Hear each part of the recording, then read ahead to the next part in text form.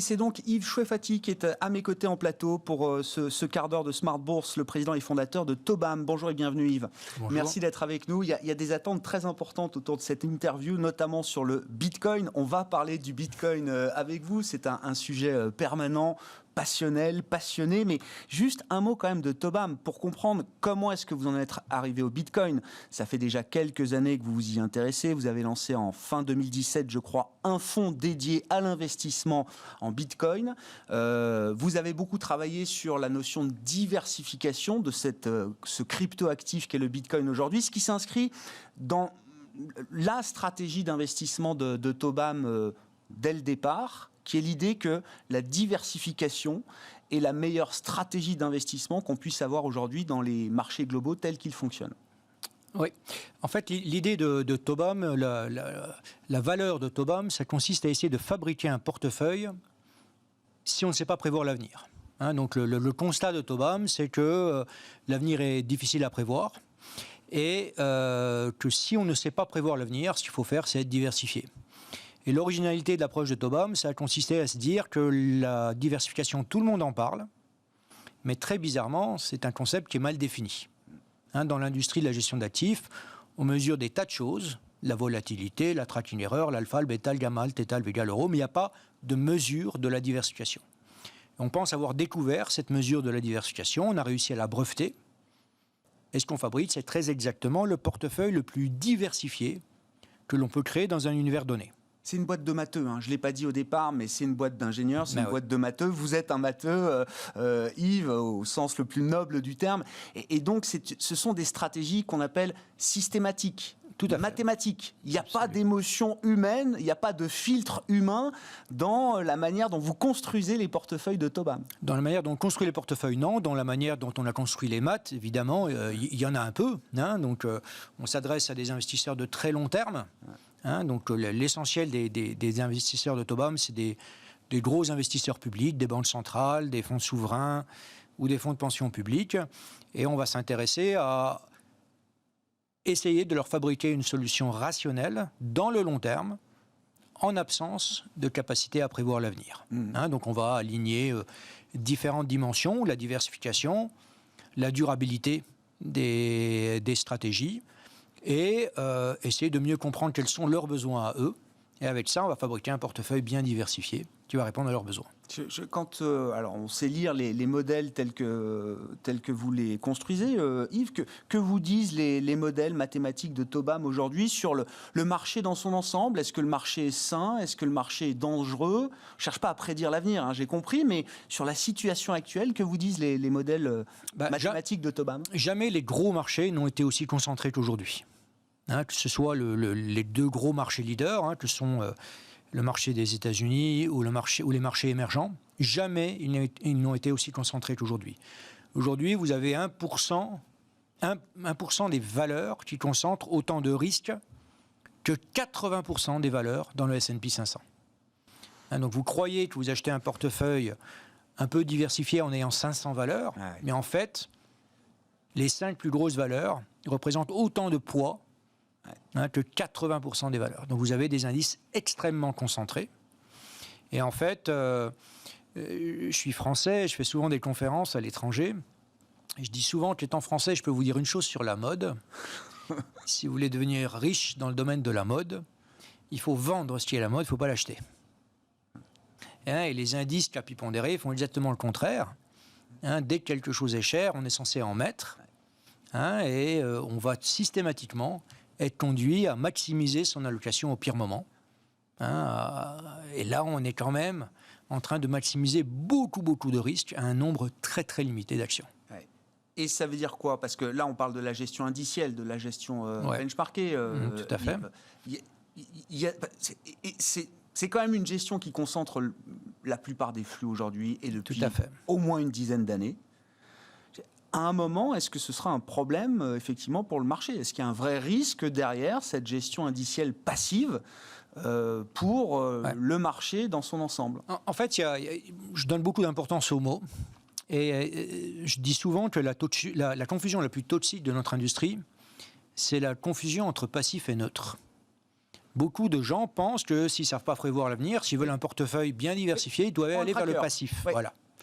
Alors que le passif est très concentré, très biaisé. On redit, les GAFAM, c'est peut-être la moitié du poids du Nasdaq, c'est 25% du poids du S&P 500. Tout à fait. Voilà, on le raconte. C'est exactement ça. Donc tout ça, ça fait peser effectivement des très gros risques pour ce qui est de l'avenir. Évidemment, cette concentration, elle peut continuer. Bien sûr. Elle peut continuer un certain temps. Mais rappelons-nous des prédécesseurs des GAFAM. Nokia avait une part de marché de 90% sur les téléphones. BlackBerry avait une part de marché de 100% sur les smartphones. Et qu'est-ce qu'il en reste ? Donc, l'économie, c'est à un moment donné certains qui doivent se retirer du marché. Même le PDG d'Amazon l'a dit, toutes les boîtes sont heureusement mortelles. Et c'est dans ce cycle de mort et d'émergence de nouvelles boîtes que se crée la véritable richesse et que se crée la valeur, quoi.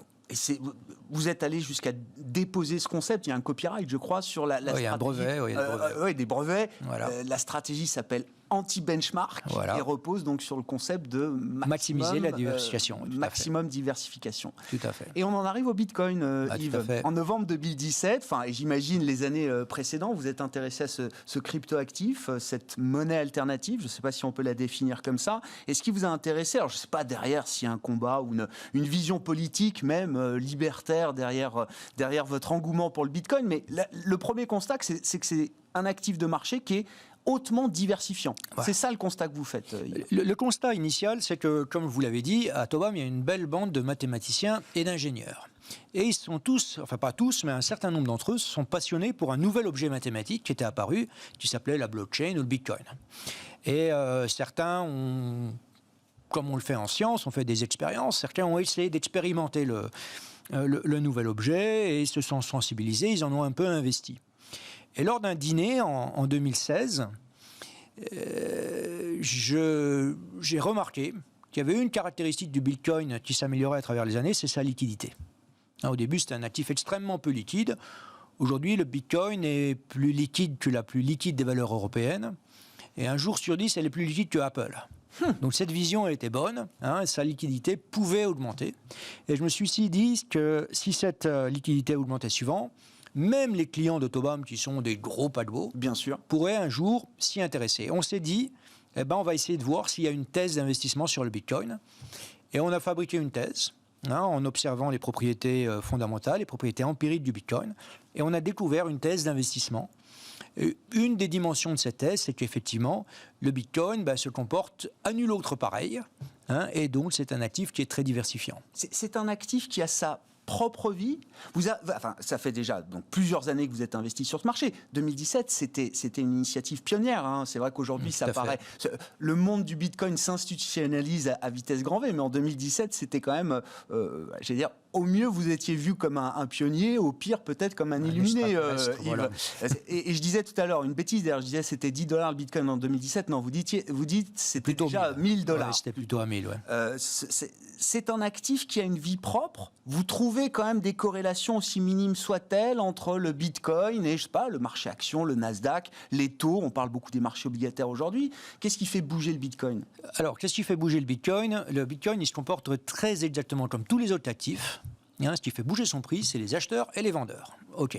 Maintenant, comment se comportent ces acheteurs et ces vendeurs ? Effectivement, le Bitcoin est à peu près corrélé à rien du tout.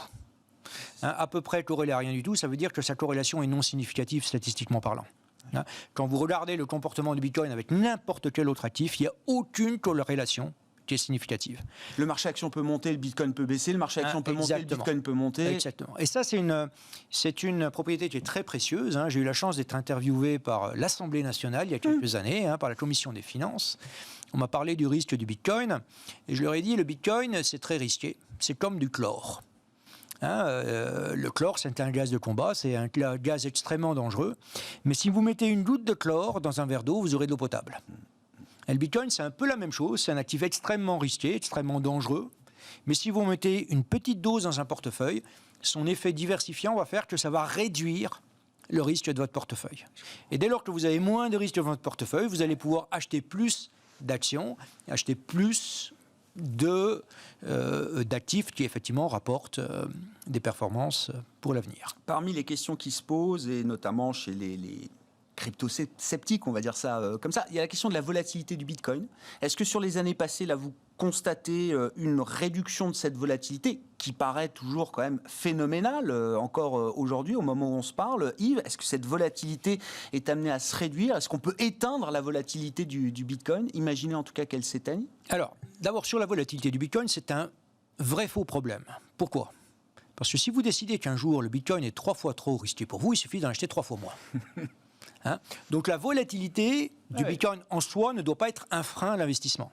La volatilité, elle sert à décider la taille de l'investissement, mais jamais à exclure un actif. Donc quand un investisseur vous dit « cet actif est trop risqué pour moi », il vient de vous révéler une information très importante sur lui-même, c'est que c'est un investisseur qui n'est pas rationnel. Rationnellement, on ne peut pas exclure un actif à cause de son risque.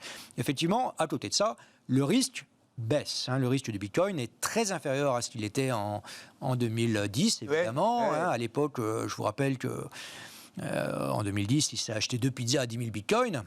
Ces 2 pizzas, peut-être qu'elles en valaient 5 000 des bitcoins, ou peut-être qu'elles auraient pu en valoir 100 000. La volatilité, c'est l'indétermination du prix. La haute volatilité du bitcoin, elle est simplement un bon indicateur qu'on ne sait pas ce que le bitcoin vaut réellement. Et en fait, le bitcoin, il vaut peut-être 0. Ou l'infini. Pas l'infini, mais quelques millions d'euros par bitcoin. Et c'est cette incertitude entre ces deux scénarios qui fabrique l'énorme volatilité du bitcoin. Cette volatilité ne lui enlève pas son effet diversifiant. Et donc, il y a déjà une thèse d'investissement qui est qu'on peut faire baisser la volatilité de son portefeuille en achetant un tout petit peu de bitcoin dans son portefeuille. Et les clients de votre fonds sont alors des investisseurs, des sociétés de gestion, des particuliers, mais aussi des entreprises non financières. Tout à fait. On peut le dire. Oui, qui utilisent le Bitcoin comme diversifiant pour leur trésorerie d'entreprise. Pour être complètement transparent, aujourd'hui, les investisseurs qu'on a sur notre fonds sont des gens plutôt qui tentent des expériences. On est aujourd'hui, je suis persuadé que le Bitcoin en fait est une monnaie, mais c'est vraiment une monnaie émergente. Et quand c'est une monnaie émergente, c'est pas encore vraiment un outil avec lequel on va faire des vrais placements de long terme. C'est un outil avec lequel on va faire des expériences, on va apprendre à vivre avec. On se familiarise. Et on se familiarise avec. Initialement, l'objectif de notre fonds, jusqu'à il y a 3 mois, c'était le seul fonds ouvert qui traitait le Bitcoin sur la planète. Donc c'était vraiment très précurseur.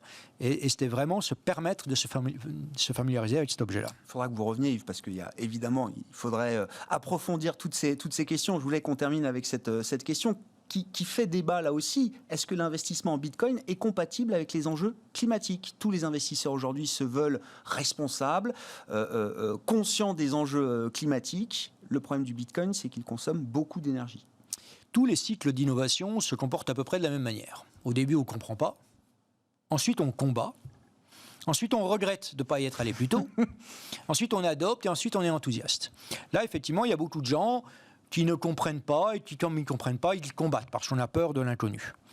Aujourd'hui, cette histoire de trace carbone du Bitcoin, c'est une légende urbaine. Comment ça, c'est une légende urbaine? Absolument. Il y a le minage des ordinateurs, des cartes graphiques. Tout à fait. Mais la quantité de carbone émise est ridicule. La quantité de carbone émise par tout l'écosystème Bitcoin, il est extrêmement facile à calculer. On sait exactement combien rapporte le minage. Donc on sait exactement au maximum combien on émet de CO2 en minant. Et l'empreinte carbone, elle correspond à l'empreinte d'une entreprise moyenne du S&P 500. C'est équivalent à peu près une demi-douzaine d'avions gros porteurs qui volent 24 heures sur 24 au-dessus de la Terre. C'est ça, la trace carbone du Bitcoin. Tout le reste, c'est du fantasme. Moi, je me rappelle, j'ai retrouvé les articles qui, à l'époque, nous disaient que si on équipait tout le monde de PC, on n'arriverait plus à respirer sur la Terre. Oui. J'ai trouvé des articles qui disaient que si on diffusait Internet, on ne pourrait pas respirer, et que si on distribuait des smartphones, on ne pourrait pas vivre, on ne pourrait pas respirer. Comme d'habitude, dans tout cycle d'innovation, on va combattre l'inconnu. Parce qu'on ne sait pas répondre aux questions, donc on imagine la pire des réponses possibles. Mais là, il y a des articles de Cambridge, il y a des articles du MIT, dont vous trouverez, je mettrai les références sur le site internet du programme, qui démontrent que tout ça, c'est tout simplement ridicule. Hein, c'est des gens qui n'ont pas pris une calculette pour essayer de refaire le calcul, qui diffusent ce genre d'informations. La recherche académique qui est au cœur, là aussi, de la philosophie et de la stratégie d'investissement de Tobam. Il faudra que vous reveniez, Yves, je pense, parce qu'il y a beaucoup à explorer encore autour de ce sujet du Bitcoin et des crypto-monnaies. Yves Chouefati, qui était à mes côtés en plateau, le président et fondateur de Tobam, avec nous dans cette édition de Smart Bourse de la mi-journée. On se retrouve ce soir en direct à 18h30 sur Bismart.